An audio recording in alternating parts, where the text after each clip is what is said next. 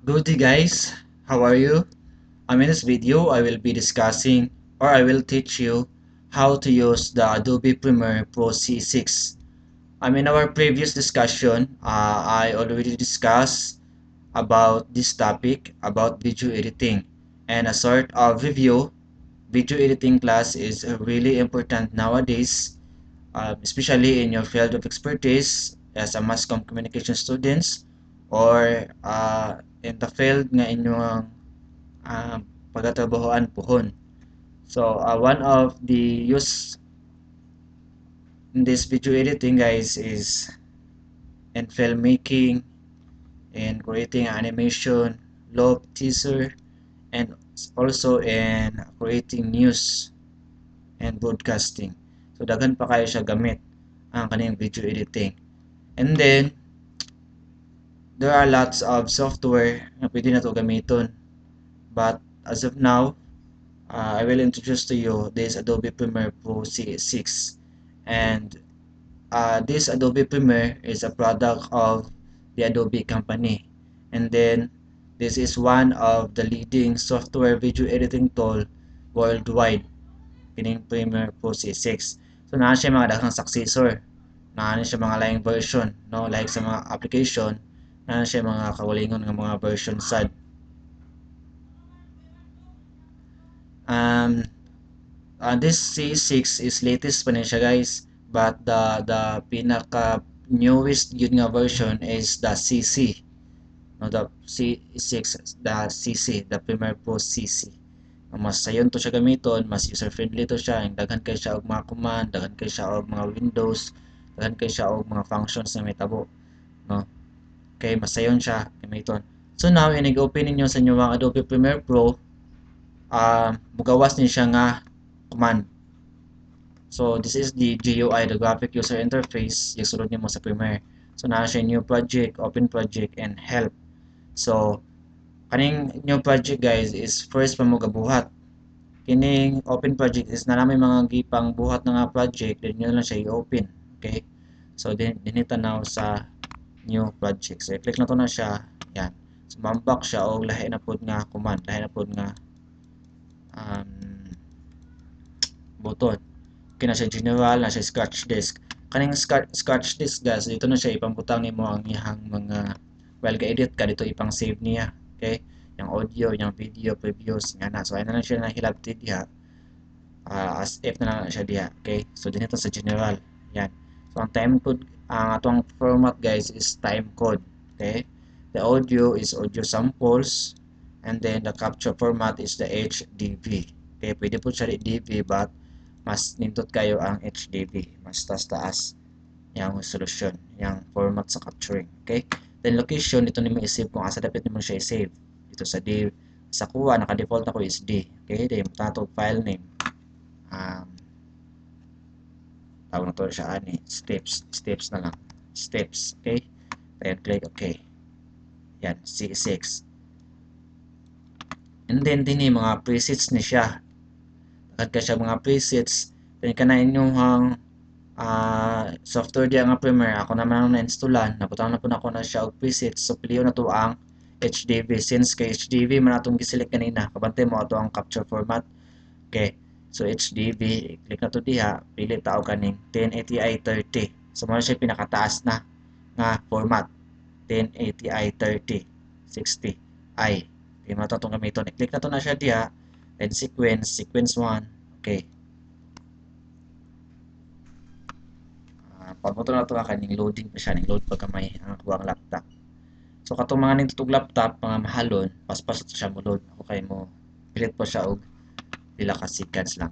Okay, so mao na siya ang graphic user interface or the GUI of the Adobe Premiere C6. Okay.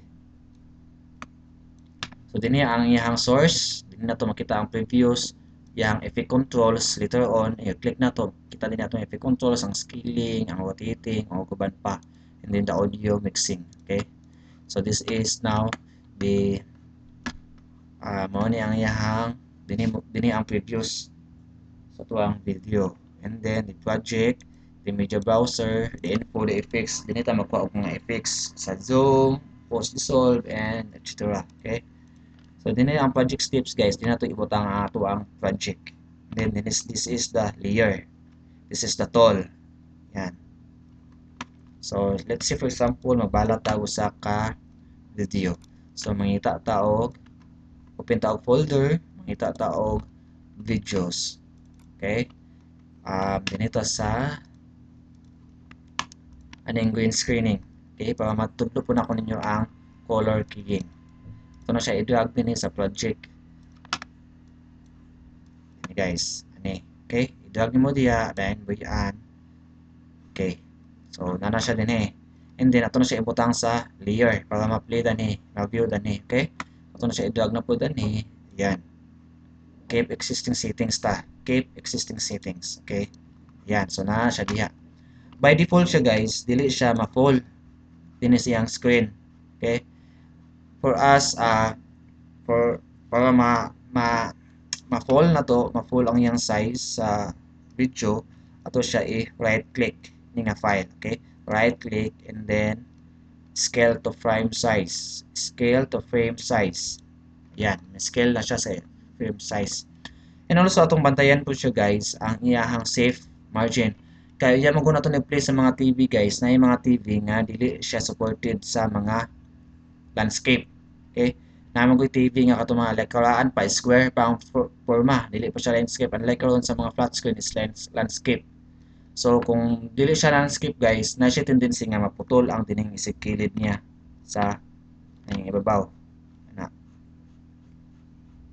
So para siya nga mahimo siyang safe siya, ato siya i-right click na to ang safe margin. Ayan, so mao na siya ang iyahang outline, mao na iyahang pattern na diha tama na ato ang video nga buhaton. Okay, para siya safe. So para matupong ni siya dani guys sa iyahang outline, sa iyang pattern, kini siya ato ni siya i-double click. Okay. And then adto ta sa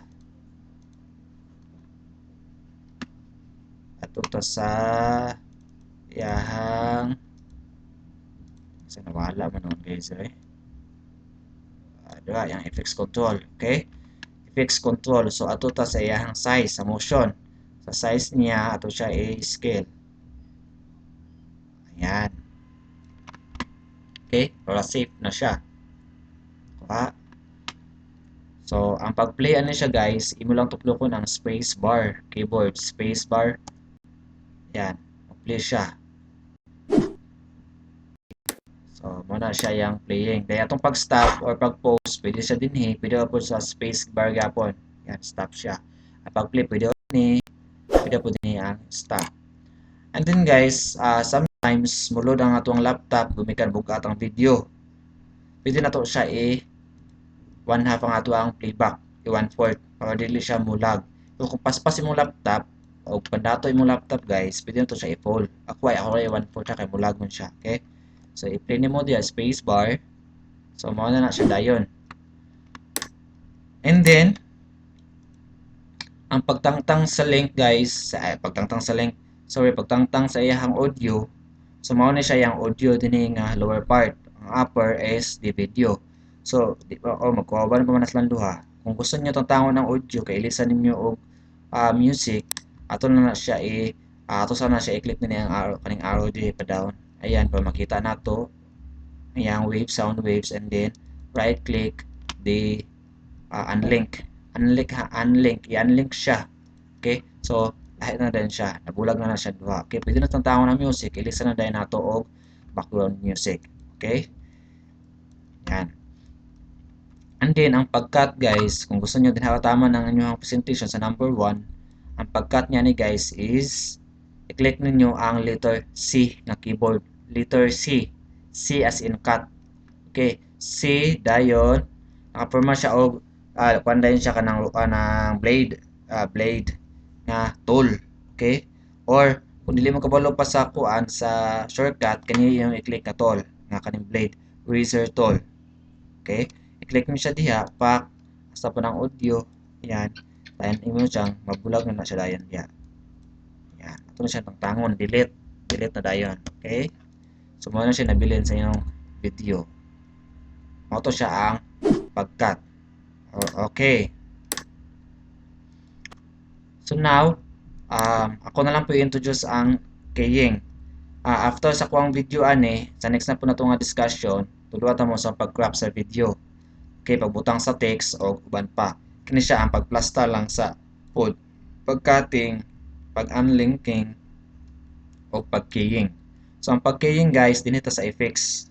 Yan, type na to diha ang color key. Color keying. Ayan.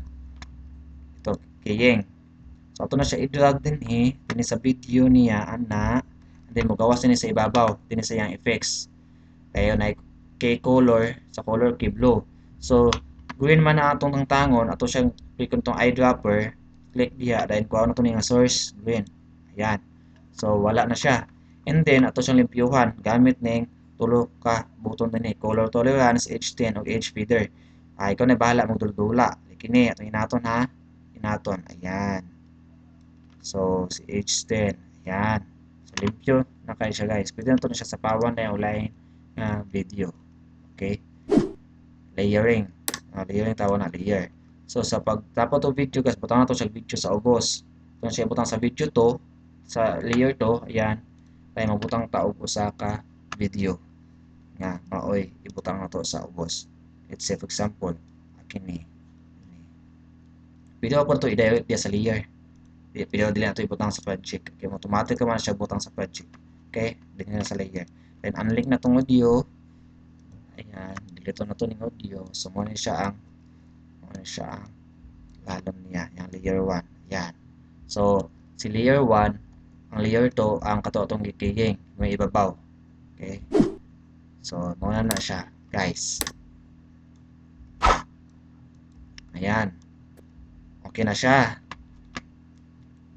And then ang pag-render ano siya guys, ato lang ta sa file, tayo export file to media, okay? To media, so mao na siya ang ihang command dito sa rendering. Yan at siya lapti dia scale to fit na siya implemented dia source katong kanina. Then kani siya guys, daghan kay siya og preset, okay? So ang mostly na ko ginagamit guys is the Windows Media. So the Windows Media video kani siya og ang kining H264, okay? Kanin si H264, click nyo diha dayon adto ta sa HD. So depende kung sa Android phone nimo ipa-play o sa Android tablet, Apple pwede mo siya i-click diha. But kini mo pinaka basic guys, HD 29. Since kato atong ipili gina HD 1080 man to siya ay, so mo na itong piliin po HD 1080i, okay? Then output name, butang to og file name, steps. Then save na to din sa asa nga folder mo gusto. Ako sa din is desktop. Sa desktop na ko save, okay? Save and then export audio, export video. Naka-default naman ang inyong mga settings diha, ano yun na labti, okay? Dayon export. Click export. So mo na siya dayon magpaabot. Isa po ano siya guys, paspas ni mong laptop, paspas po ang pag-render kay magdepende man siya sa GPU niya. Kung hinay mong processing sa imong laptop, hinay po ang iyang pag-render. Labi na kung bugat kayo ang files, daghan kayo ang video nga imong ibutang og taas kayo nga minutes baka. So kani ako ay kay mubuo man kayo to mga 1 no, 1 minute. So paspas ang iyang rendering. Okay? So 30% na siya. So later na itong tanawon dito din sa desktop ang iyang output sa ining pag-render video. So ito na siyang pabuton guys.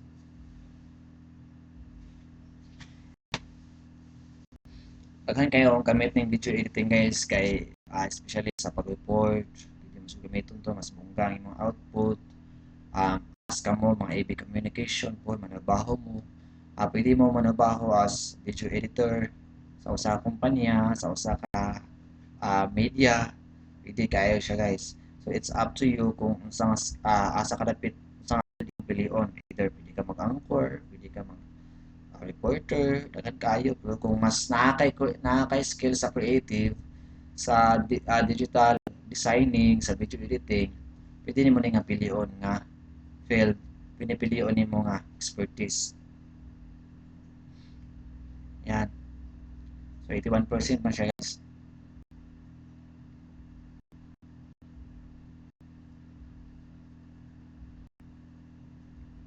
So, makita nimo yung estimated ani kung pila ka time iyang gi-estimate nga pag-render. Kasi babaw pa siya guys. Okay. So 97 na lang, 3% left to 100%. Okay. Pabuto na to na siya guys kay mawala na siya kalit diha. Okay, mga to siya. So ato ta sa this stock. Dito ang steps atong gawin na. Okay, ano na siya, 23 MB 7 seconds. Okay, so mauna na siya guys. Play. So mauna na siya, wala ka na limpyo. So 1. Dapat to limpyohan pa kagayo. Yan, naon siya. Dudulaan ni mamayo ang video. Okay, that's end our short discussion for this today. And I hope nga na may masabtan ato nga basic sa pag-open, sa paggamit sa Premiere. So after this discussion, I will be teaching you cropping, putting text, and many more pa siya guys. Okay, thank you for watching and thank you for listening.